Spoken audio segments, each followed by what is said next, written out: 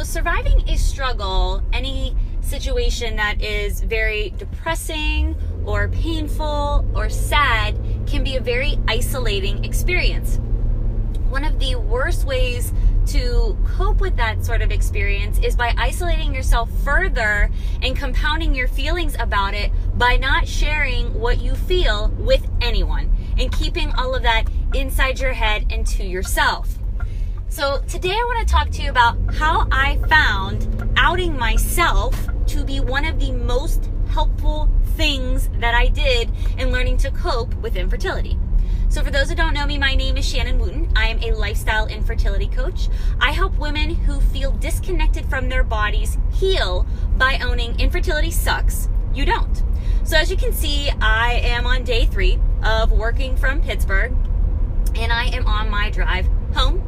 And I really enjoyed taking the opportunity to connect with you guys on my drive home the other day. As I said, if you saw my live video or my stories on Instagram, it takes a moment out of my life away from listening to something that maybe wouldn't be helpful for me and gives me an opportunity to keep the dialogue open with you while also going home and spending time with my family. So for me, I only outed myself to my family in my struggle with infertility a few weeks ago. And the reason why I wanted to out myself was multiple reasons, but the most important reason was I wanted to let them in on how my struggle with infertility was really affecting me and really making me feel. Number one. Number two, I wanted to start having this dialogue with all of you, and I wanted them to have a fair opportunity to process their feelings about it, but more importantly, know that there was nothing they could have done to have helped me process this situation any quicker or any better than I was already doing.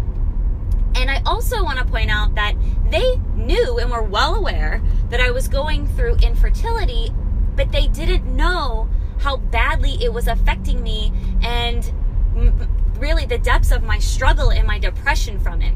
And it's not because they wouldn't want to know, it's just because I wasn't in a place where I was admittedly able to do that. So outing myself not only gave me this vehicle for which I kind of freed myself to begin talking honestly about it, but it also helped me to be honest about it. So outing myself, the first thing, as I mentioned, that I did was I talked to my family, and it made them aware of why I had become so closed off for the past 4 or 5 years, and that they weren't the reason that I was closing myself off. It helped to bring the people that were surrounding me in on what I was going through, and also let them know that it's not you, it's nothing that you did. And it also helped me to stop victimizing myself and allowing myself to stay stuck in that place where I continue to struggle. So outing myself allowed me to be honest with everybody around me, number one. Number two, being that my struggle is with infertility, and your struggle can be whatever is causing you a moment of pause, as I always say, or having you to deal with depression or feelings of being sad or angry. But the other thing that it helped me to do by outing myself was to release the pressure I was putting on myself. Number one, to overcome it as quickly as possible. I don't know why I felt that way. And number two, to allow everybody else around me to know, hey, I'm struggling with something and it's not about you. And it relieves pressure from them asking you those plaguing questions of, is everything all right? Or when are you guys going to have a baby? And it also allowed them to be in on it, right? So when they ask those questions, which are not meant to be harmful and are not meant to be hurtful to you, they know now that that may be inappropriate. First of all, it's kind of inappropriate to ask somebody when they're going to have a baby anyways. It's like saying to somebody who's overweight, when are you going to lose that weight? It's inappropriate, and it's really none of your business. It's a personal decision. However, if you are comfortable at your body weight, or you're comfortable saying we're not going to be trying to have children right now, then that lets them know, hey, probably shouldn't be asking this person that question. But if you don't let your people in on it or what you're going through, they're none the wiser. they can't know this is inappropriate. I should probably keep my opinions and my thoughts to myself on this subject. So the other thing that it did in outing myself was allowed me to release pressure from myself of having people continue to ask me, when are you guys going to have a baby? Because now they knew. They knew we were struggling. They knew it was difficult for us. And they know that it's probably not appropriate to ask because we were under enough pressure already. It's only fair to let people in on what you're going through. And the last thing that outing myself to those that are around me, that I was struggling with infertility, and it was a hard part of my life, it gave us, not just me, but my husband and I, release from pretending like we were okay when we weren't. And it also allowed those people that were surrounding us to be supportive of whatever decision that we were making, and that knowing that we were doing what was right for us.